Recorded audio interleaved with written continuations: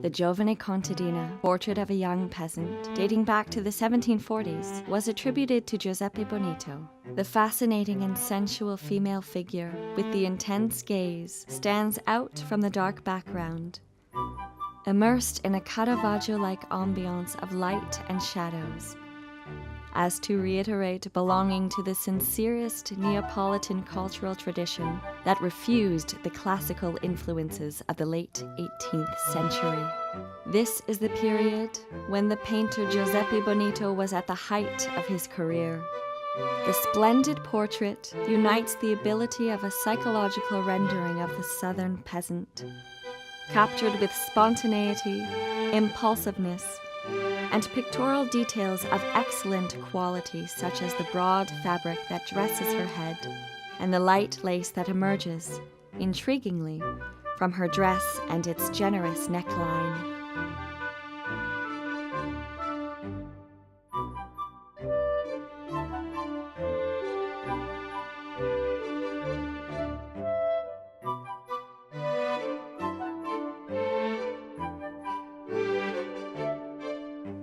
Giuseppe Bonito was born in Castellammare di Stabia, not far from Naples, in 1707. He trained under the most famous painter at the time, Francesco Solimena. In the 1730s, Bonito intensively worked on the production of paintings depicting episodes of everyday life and folkloric themes that will continue to develop for the rest of his career, granting him great success.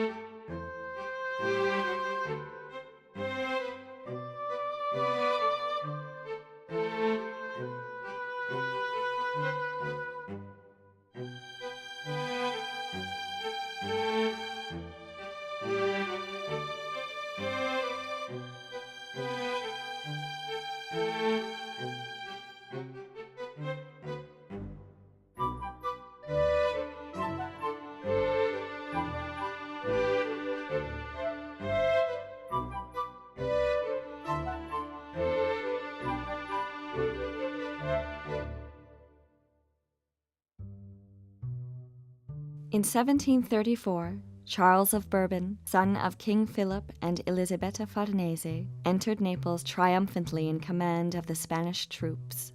Charles became King of Naples, returning the status of capital of autonomous kingdom after 2 centuries of viceroyalty.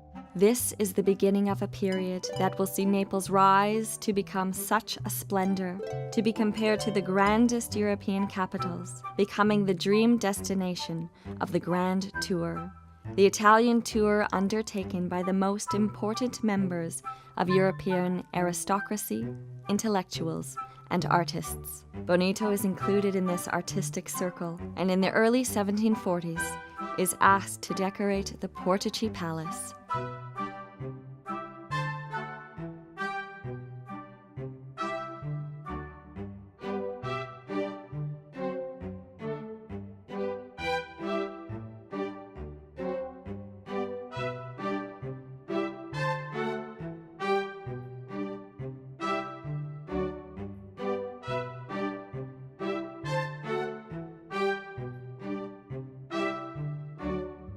The splendid palace is part of a group of palaces that the Bourbons constructed to broadly showcase their presence in the kingdom. Every building is given a particular function. The Royal Palace of Naples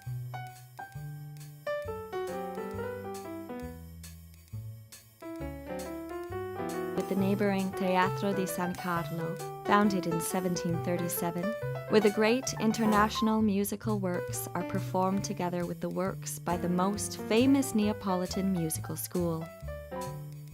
The palace on the Capodimonte Hill, a place for entertainment and pleasures that welcomed the great collections, the first being the Farnese collection.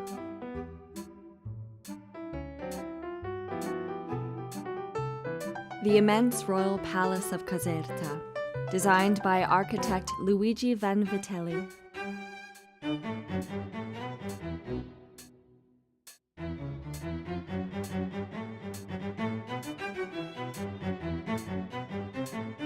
The Royal Palace of Portici, instead, was destined to gather the impressive archaeological patrimony from the small towns buried by the Vesuvius eruption in 79 AD, particularly in Ercolano and Pompeii, whose systematic excavations were started by the will of the king, respectively in 1738 and 1748.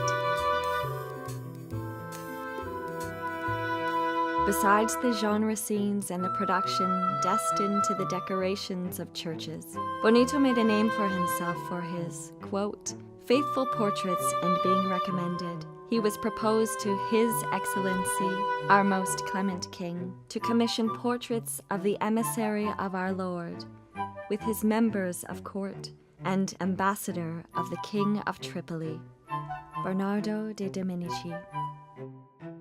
Two paintings that are kept at the Royal Palace in Naples portray the Turkish ambassadors and the ruler of Tripoli with his entourage, who came to Naples on the occasion of the signage of important diplomatic pacts to contain the incursions of pirates and to allow a safer navigation in the Mediterranean.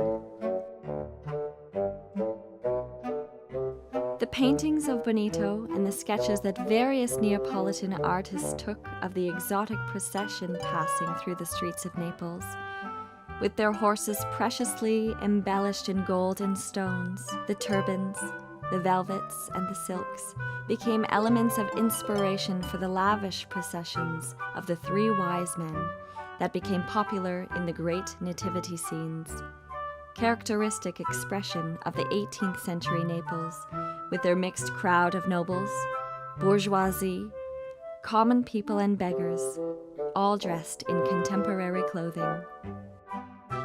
The abundance of royal portrait commissions leads him to the prestigious position of royal artist in 1751, of scholar of San Luca in 1752, and finally, director of the Academy of Design in 1755.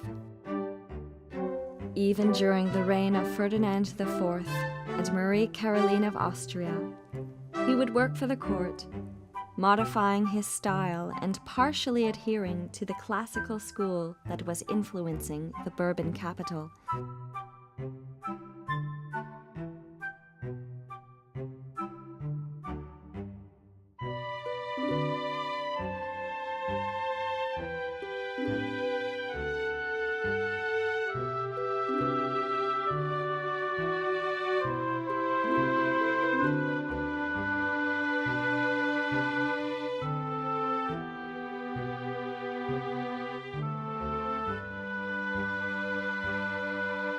Shortly before his death in 1789, he completed the altar of the Cappella Palatina of Caserta.